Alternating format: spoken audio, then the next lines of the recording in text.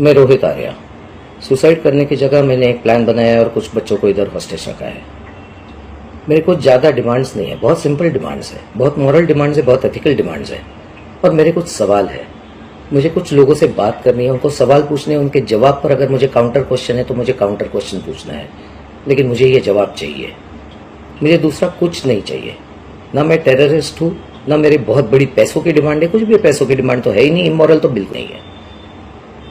Simple conversations करने हैं और जिसके लिए मैं इन बच्चों को हॉस्टेज लिया है। ये मैंने एक प्लान के तहत ही हॉस्टेज लिया है। लेट्स चेंज 4 मैं सच में करने वाला हूँ। अगर जिंदा रहा तो मैं करूंगा, अगर मैं मर गया तो कोई और करेगा, लेकिन होगा जरूर। इन्हीं बच्चों के साथ होगा अगर इनको हार्म नहीं होता है तो। Because the slightest wrong move from your end will trigger me कि मैं ये पूरा जगह को आग लगा दूं और उसमें मर जाऊं। मैं मर जाऊं या नहीं मर जाऊं, बच्चे अननेसेसरी हर्ट होंगे, ट्रॉमाटाइज डेफिनेटली होंगे। उसके ऊपर कुछ होगा तो मुझे पता नहीं। उसका जिम्मेदार मुझे ना गिना जाए, उसका जिम्मेदार उन लोगों को गिना जाए जो अननेसेसरी ये ट्रिगर कर रहे हैं, जबकि एक नॉर्मल कॉमन पर्सन सिर्फ बात करना चाहता है। मेरी बातें खत्म होने के बाद मैं खुद ही बाहर आऊंगा। मैं अकेला नहीं हूं, मेरे साथ और भी लोग हैं। कई सारे लोगों को ये परेशानियां है और ये मैं सोल्यूशन देने वाला हूं सिर्फ बातें करके। Please do not trigger me to do some harm to anybody. नमस्कार। मुंबई से इस वक्त की सबसे बड़ी और राहत भरी खबर।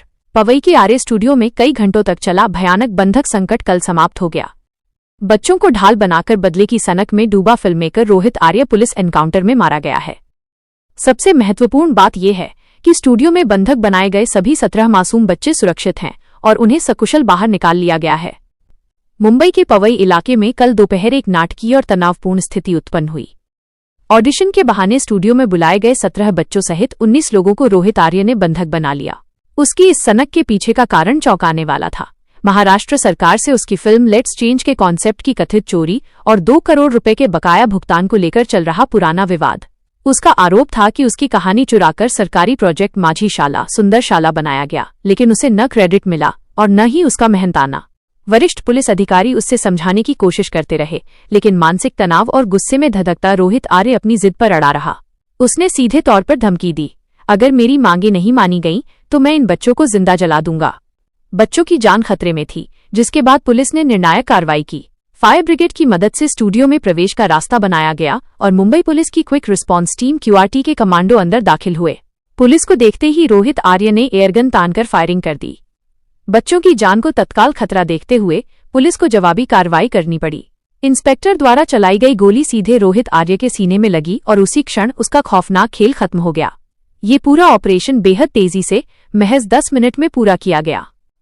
जांच में पता चला कि रोहित आर्य ने स्टूडियो में हर दरवाजे और खिड़की पर मोशन सेंसर लगाकर पुलिस को चकमा देने की पूरी तैयारी कर रखी थी। उसके पास से एयरगन और कुछ केमिकल पदार्थ भी बरामद हुए हैं।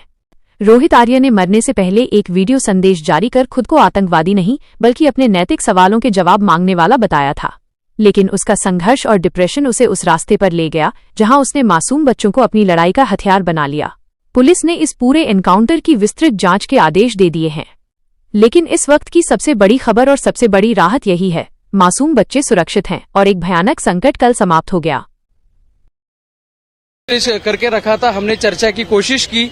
बाद में हमारे मुंबई पुलिस के ऑफिसर ने फोर्स एंट्री करते हुए, फोर्स का यूज करते हुए 17 बच्चे, एक सीनियर सिटीजन और एक सिविलियन, इन सबको रेस्क्यू किया गया है।